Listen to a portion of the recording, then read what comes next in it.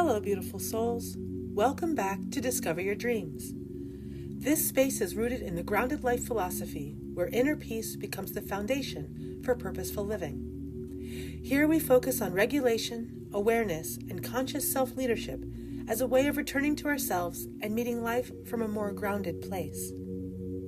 Before we begin today, pause. Take one slow, intentional breath. Feel your body settle, your shoulders, your jaw, the space between your eyes.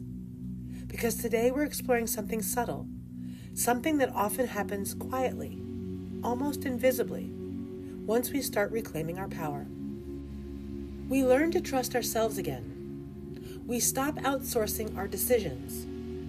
We become more self-led, more anchored, more sovereign. And then, without meaning to, without even noticing, we start building walls.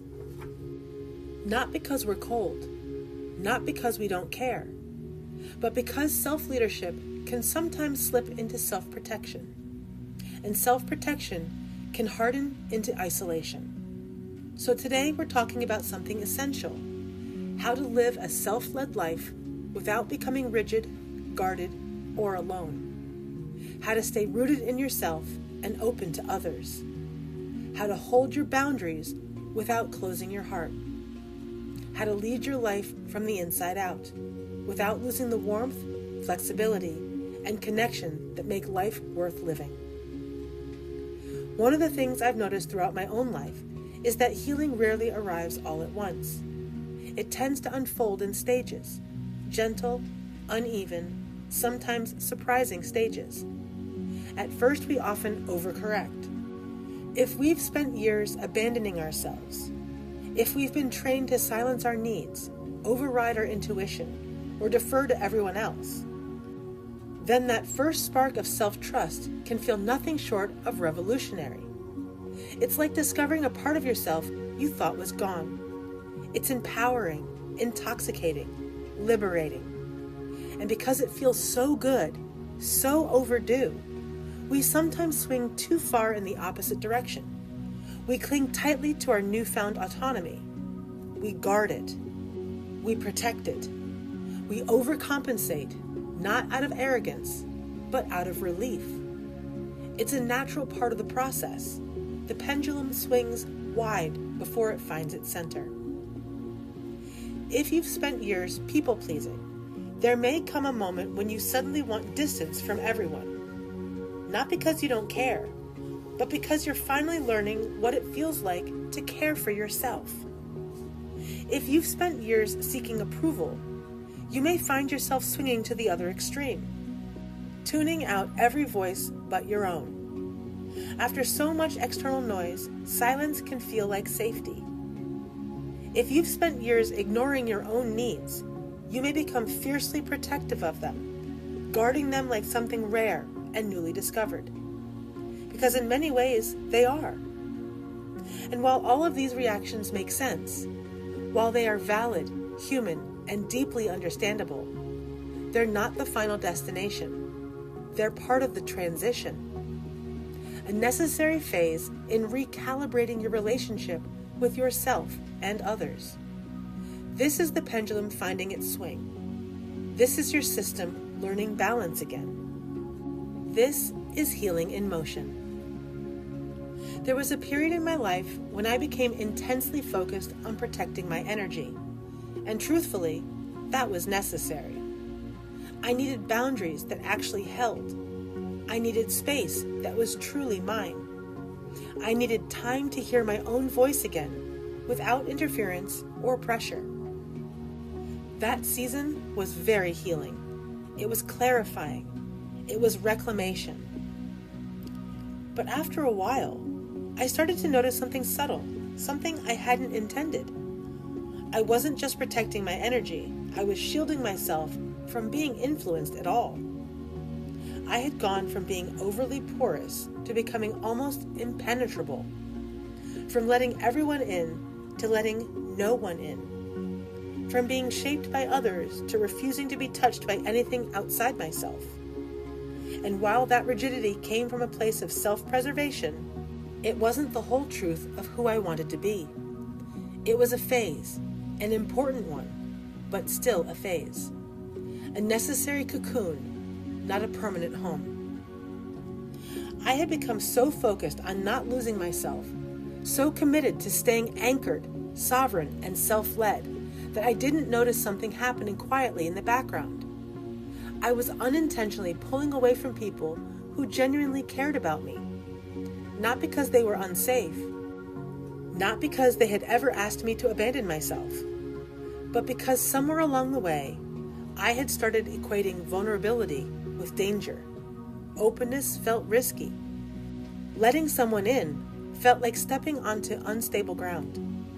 And when that realization finally landed, it humbled me. It showed me how easily self-protection can masquerade as self-awareness, how quickly boundaries can harden into barriers, how healing can drift into hiding if we're not paying attention. It was a moment of truth, one that invited me to soften, to recalibrate, and to remember that connection doesn't require losing myself. It simply requires being willing to be seen. Ask yourself, gently, honestly, have I been protecting my peace, or have I been avoiding connection? Have I been honoring my boundaries, or hiding behind them? Have I been choosing solitude because it nourishes me, or because it feels safer than being seen? These questions aren't meant to judge you. They're meant to illuminate the difference between protection and avoidance, between peace and isolation, between self-leadership and self-protection that's gone rigid. Sometimes the line is thin. Sometimes it shifts. Sometimes we don't notice we've crossed it until we pause long enough to ask. This is one of the biggest misunderstandings about personal power. We often imagine sovereignty as a kind of emotional fortress, a declaration of total independence, a stance of, I don't need anyone, ever. But that's not sovereignty. That's self-protection dressed up as strength. True sovereignty sounds more like, I can stay connected to myself while being connected to others. I can hold my center without losing my heart. I can remain grounded in who I am, even in relationship. That's a very different thing. It's not isolation, it's integration. It's the ability to belong to yourself and still let people in. Personal power isn't about cutting ties. It's about staying rooted enough to choose connection without losing yourself. Isolation can feel incredibly safe. It offers a kind of quiet that's predictable, controlled, untouched. No criticism, no disagreement, no disappointment, no risk of being misunderstood or let down. It can feel like peace, or at least like the closest thing to it we've known. But freedom and safety are not always the same thing. Safety can sometimes be the absence of challenge, the absence of friction, the absence of anything that might stretch us or reveal us. Freedom is different. Freedom is the ability to remain yourself even when challenge exists. It's the capacity to stay grounded in who you are while navigating the unpredictable, the relational, the real. Isolation removes the risk. Freedom builds the resilience. And learning the difference is part of growing into your own power. From a nervous system perspective, this makes perfect sense. When we've been hurt, judged, rejected, or misunderstood, the body remembers. The system learns to anticipate threat. It leans towards protection because protection once kept us safe. And sometimes that protection becomes withdrawal, not out of weakness, but out of wisdom that hasn't yet updated. The system is trying to prevent more pain, even if the danger is no longer present. But long-term healing isn't about avoiding life. It isn't about shrinking our world or eliminating every possible trigger. It's about learning to stay grounded within life, within relationships, within uncertainty, within the full range of human experience. Healing is the process of teaching the nervous system that safety can exist alongside connection, that openness doesn't have to mean overwhelm, and that we can remain ourselves even when life is happening all around us. There was another period in my life when I consciously practiced something different. A new question began to guide me. Instead of asking, how do I protect myself, which kept me focused on threat, on guarding, on bracing, I started asking, how do I stay myself? That subtle shift changed everything.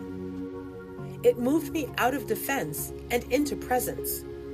It stopped being about building walls and started being about building inner steadiness, because now I wasn't trying to avoid connection. I wasn't trying to outrun discomfort or eliminate risk. I was learning how to stay grounded inside connection, how to remain who I am while being with others, how to stay rooted without shutting down, how to be open without abandoning myself. That question became a compass, a way of navigating life with more clarity, more softness, and far more freedom. Rigid people and boundaried people can look almost identical from the outside. Both can seem firm. Both can seem unwavering. Both can appear like they know what they want. But internally, they're worlds apart. Rigidity says, I must control this. I can't let anything shift me. I need everything to stay predictable so I feel safe. Boundaries say, I know where I end and others begin. I can stay rooted in myself without controlling anyone else. I can be flexible without abandoning myself. Rigidity is fear. Fear of being influenced, fear of being hurt, fear of losing control. Boundaries are clarity. Clarity about your values, your limits, your needs, and your responsibility to yourself. One constricts, the other creates space. One shuts life out, the other allows life in, but with intention. They may look similar from a distance, but the experience from the inside is completely different. Let me ask you something honestly. When life feels overwhelming, it's helpful to notice your instinctive pattern. What do you tend to do? Do you move toward people, seeking closeness, support, shared presence? Or do you pull away, needing space, quiet, distance to regulate? If you're open to sharing, comment, connect, or withdraw down below. No judgment, no right or wrong, just awareness. Because noticing your default response isn't about labeling it good or bad. It's about understanding how your system tries to find safety. And awareness is the first step towards choosing something different when you're ready. Let's do a quick sovereignty check. Take a moment to bring to mind a relationship, a community, or a situation in your life right now. Something real, something active, something that touches you. Now ask yourself, am I staying connected to myself here? Am I honoring my needs, my truth, my boundaries, my inner signals? Am I staying connected to others here? Am I allowing relationship, communication, and presence to exist alongside my autonomy? Which one feels harder right now? Is it more challenging to stay with yourself or to stay with others? Just notice your answers. No judgment, just awareness. Because sovereignty isn't about choosing one or the other. It requires both. Self-connection and relational connection, inner truth and outer openness. Being with yourself while being with the world. That's the balance we're learning to hold. One of the signs of true self-leadership is flexibility, not rigidity, not defensiveness, not needing everything to stay exactly the same in order to feel safe. Flexibility means you can listen without losing yourself. You can let someone's words land. You can consider their perspective. And you can stay rooted in your own truth at the same time. You can receive feedback without abandoning yourself, without collapsing, without spiraling into self-doubt, without assuming someone else's view is more valid than your own. You can change your mind without betraying yourself, because growth doesn't threaten your identity, it expands it. You can stay connected without becoming dependent, able to open, to relate, to care, while still holding your own center. That's freedom. Not the freedom of isolation, but the freedom of inner stability, the kind that lets you move through the world with openness, resilience, and choice. The goal was never isolation. It was never about disappearing into your own world or building a life so protected that nothing could touch you. The goal was always self-connection, coming home to yourself, hearing your own voice, feeling your own truth, and learning to trust it. And once you have that connection, once you've rebuilt that inner relationship, you no longer need walls to protect it, because you're carrying your center with you. It's not something fragile that needs guarding. It's something steady that travels with you into every room, every relationship, and every moment of your life. That's the shift. Not isolation, but inner anchoring. Not walls, but rootedness. Not withdrawal, but presence. Self-connection becomes the safety, and from that place, you can open again. Living a self-led life doesn't mean shutting people out. It doesn't mean becoming rigid or untouchable. And it certainly doesn't mean walking through life alone, carrying everything by yourself in the name of strength. True sovereignty is much softer than that. It's not a wall. It's not a shield.